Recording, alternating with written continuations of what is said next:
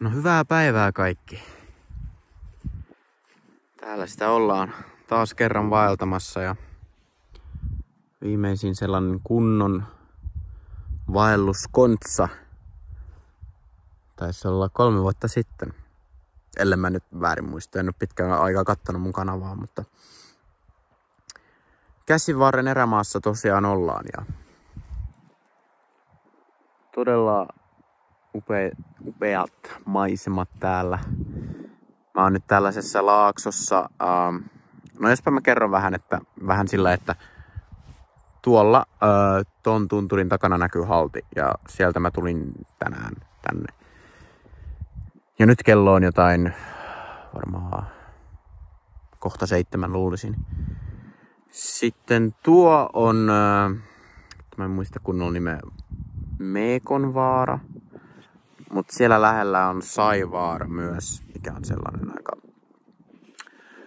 vahvasti niin kuin maastosta erottuva sellainen pieni tunturivaara. Tai sellainen. Niin, en mä tiedä, onko toi tunturi tai vaara ihan. Mutta kuitenkin tommonen vuori, en tiedä. Niin, ja mä nyt on yöpymässä täällä näin. Tän vaaran takanahan on se varsinainen kalottireitti, mitä kautta mä tulin, mutta mä ajattelin vaihtelun vuoksi tulla tätä kautta. Plus se toinen puoli on vähän vittumainen, että siellä on kiviä ja kaikkea. Täällä ei ole niin paljon, mutta olihan toi kova hinta, kun piti tuolla nousta ylös tota rinnettä tuolla niin kuin takana. Ei näe kunnolla, mutta sieltä piti nousta ja olihan se työmaa. Reissusta itsessään tää on nyt mun 5. päivä. Tai joo, 5. päivä kai. Joo, 5. päivä. Nyt se on päättymässä. Ja paris päivässä mun pitäisi olla Kilpisjärvellä. Ja sieltä mä rupean katsoa vähän noita busseja ja näin. Ja siis mahtava reissu on ollut.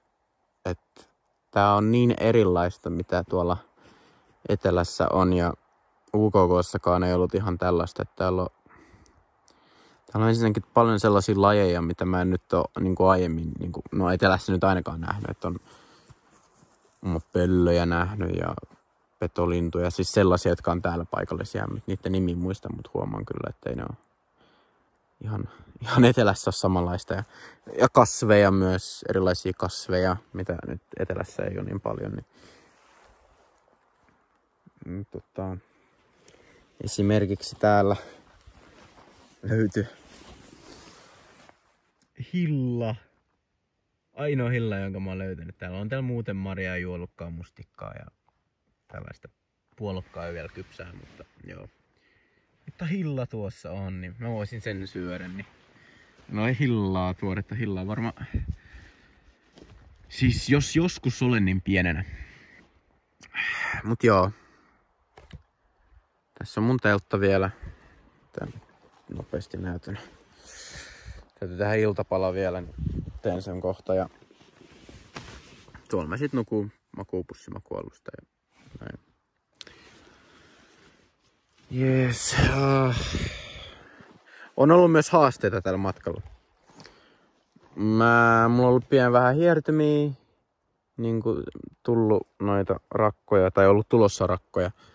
Laittanut rakkolaastarin ja onneksi mä tapasin yhden sellaisen norjalaisen jäbän niin kuin yhdellä autiotuvalla. Ja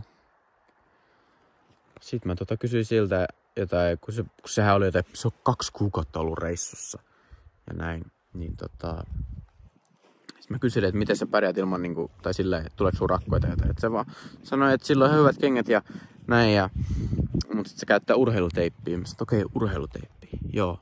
Mä muistan, kun mun kaveri puhuu urheiluteipistä. Mä olin silleen, ei mä tarvitse mitään urheiluteippiä.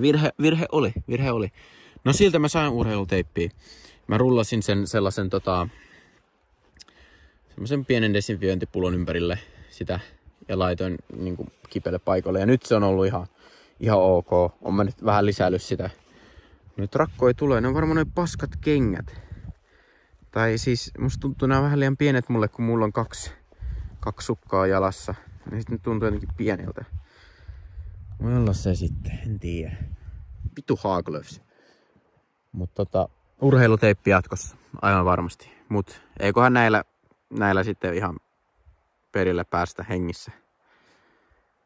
Jalkojen kunnosta en vielä uskalla ennustaa mitään, mutta luultavasti kans ihan ok. Jes, eipä mitään, mä rupean tekemään iltapalaa. Moi moi!